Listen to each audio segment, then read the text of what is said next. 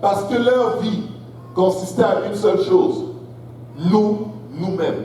Mon plaisir, ma solution, ma délivrance, ma paix, ma femme, mon emploi, mes enfants. Moi. Que Dieu nous aide à ne pas nous retrouver là-bas. Et si on se retrouve à cet endroit, que Dieu nous aide à nous lever et faire la volonté de Dieu. Amen. Jean 5, verset 44 dit ceci. Comment pouvez-vous croire, vous qui tirez votre gloire les uns des autres? Il est difficile de croire dans les promesses de Dieu quand on est justifié par la reconnaissance des hommes.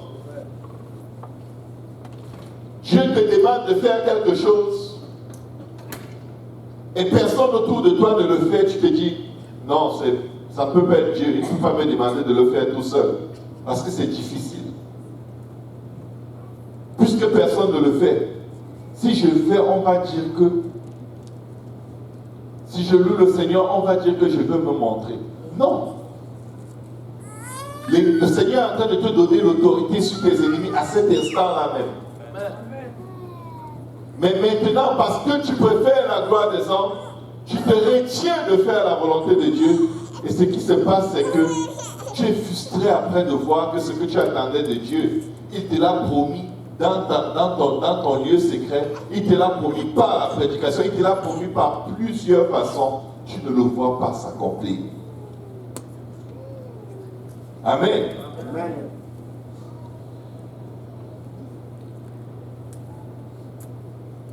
Dieu, dans Jean chapitre 11, au verset 4, nous dit ceci. Après avoir entendu cela, Jésus dit, cette maladie n'est point à la mort, mais elle est pour la gloire de Dieu, afin que le Fils de Dieu soit glorifié par qui? Par elle. Il y a une gloire de Dieu qui est cachée derrière l'épreuve par laquelle tu passes.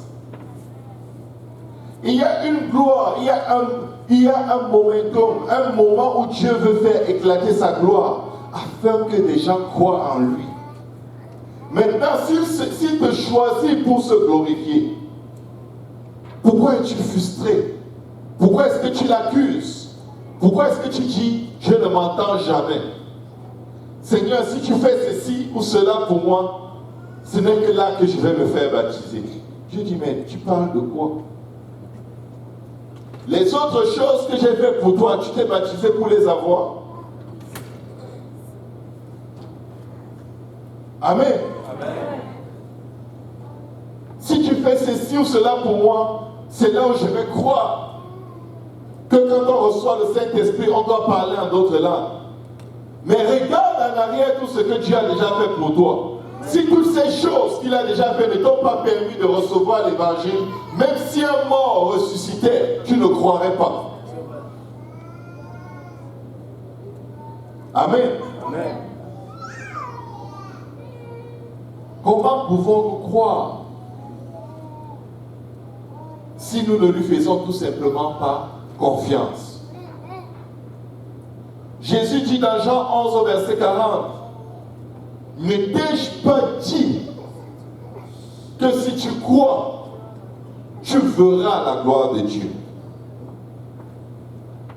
Oui, des fois on croit, mais les circonstances sont tellement violentes et tellement éprouvantes qu'on croit, mais on sent en nous qu'on est en même temps rempli de doutes. Il y a dans chaque homme une portion de foi qui a été accordée.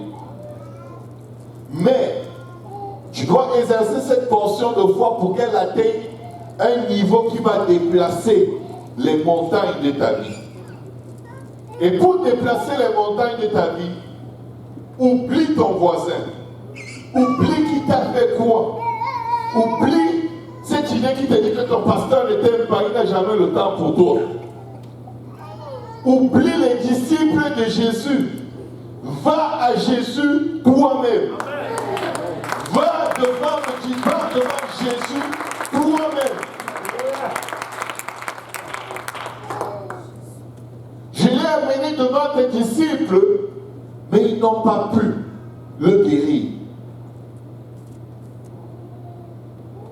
Mais il marchait avec une pierre. Le problème n'était pas dans les disciples. Le problème, c'était lui-même. Parce qu'il ne croyait pas. Je vais te dire une chose. Tu peux être devant la personne qui a le moins de foi sur la face de la terre. Et la personne prie pour toi. Et Dieu exauce ta prière à l'instant. Pourquoi? Parce que toi, tu crois. Amen. Celui qui prie pour toi ne croit pas. Mais toi, tu crois. Je me rappelle encore quand on voulait acheter une maison. Ma femme et moi, on priait avec un groupe. Il y avait plusieurs catégories dans le groupe. Il y avait ceux qui priaient pour nous vraiment avec rage. Mais ils n'y croyaient pas. En fait, quand on leur a dit, nous avons été approuvés pour l'hypothèque, ils ont eu un choc. Ils nous disent, mais je priais pour vous, mais je savais que ça ne va pas marcher. En face. Je savais que ça ne peut pas marcher. Ça faisait 10 mois qu'on est au Canada. Qu'on était au Canada. Impossible. Pas de carte de crédit, pas de dossier de crédit. Il prie, il crie, mais c'est lui qui ne croit pas.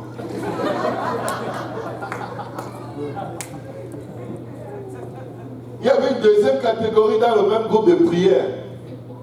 Ils priaient pour que ça ne marche pas. C'est correct, c'est pas un problème. Écoutez, vous devez grandir. C'est bon de prier avec des gens qui prient pour que ça ne marche pas. Je vais vous dire pourquoi. Quand Dieu bouge en ta faveur, leur foi touche le plafond. Leur foi change. Ils savent que c'est Dieu qui est souverain.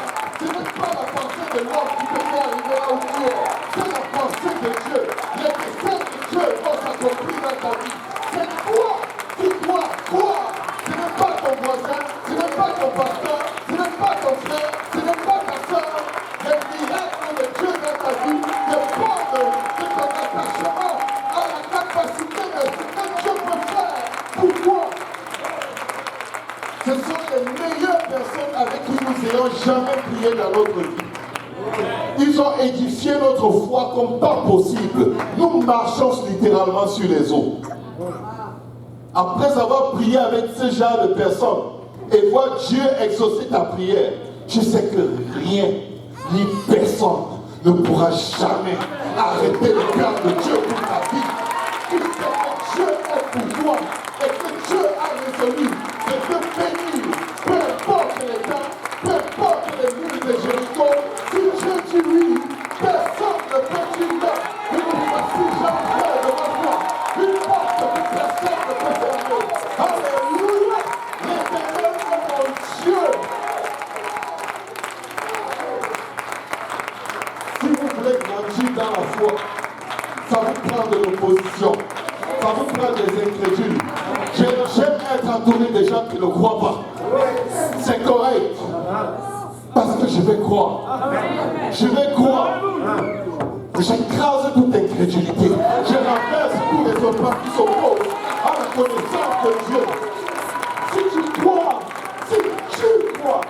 pas si ton pasteur croit, mais si tu crois, tu verras la gloire de Dieu.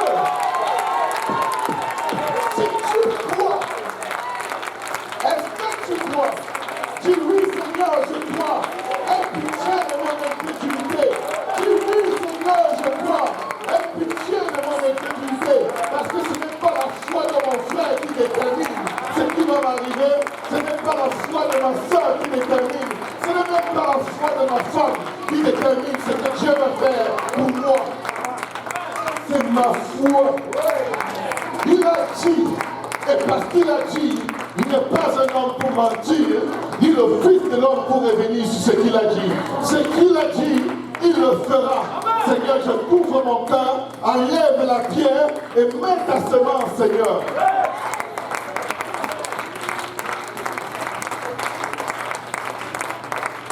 a des gens qui nous ont édifiés dans la foi plus que jamais.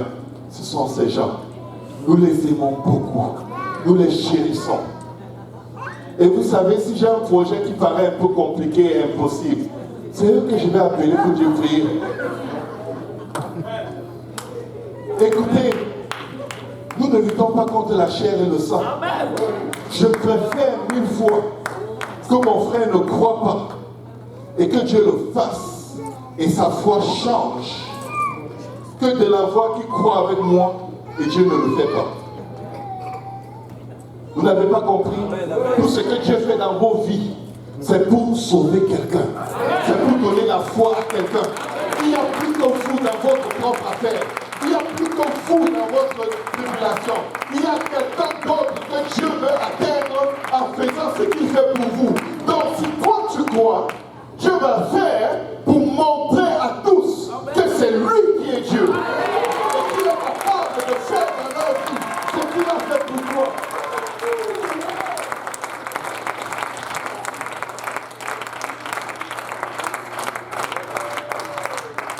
Alléluia. Si tu n'arrives pas à croire jeûne, parce que cette sorte d'incrédulité ne sort que par le jeûne et la prière. C'est l'incrédulité des disciples qui devait sortir. Ce n'est pas le démon qui sortait. Jésus n'a pas jeûné pour qu'il sorte. Est-ce qu'il a jeûné? Pourquoi vous dites que ce démon ne sort que par le jeûne et la prière? Les démons sortent par le jeûne et la prière parce que ta foi a touché le plafond. Parce que tu as résolu de lui mettre un bon coup de pied à l'endroit qu'il mérite pour dégager. Parce que maintenant tu n'es plus en train de mendier et de supplier, tu prends autorité. Le jeûne te met en position d'autorité. Parce que ta chair n'est plus faible, elle est morte. C'est maintenant l'homme spirituel qui se lève et qui dit: je marcherai sur les serpents et les scorpions, j'écraserai le lionceau et le dragon au nom de Jésus. Satan, tu tombes comme les pierres au nom de Jésus. Le jeûne t'aide à mourir dans ta chair et dans l'incrédulité de ta chair pour que ta foi soit exprimée librement. Le jeûne te décharge de toute forme d'incrédulité. C'est pourquoi tu peux jeûner pour que quelque chose se passe. Quelqu'un d'autre ne jeûne jamais, mais il sait où se situe son Dieu par rapport aux promesses qu'il fait. Amen. Le jeûne est puissant, mais c'est puissant pour neutraliser notre incrédulité. Amen. Est-ce qu'on peut acclamer le Seigneur?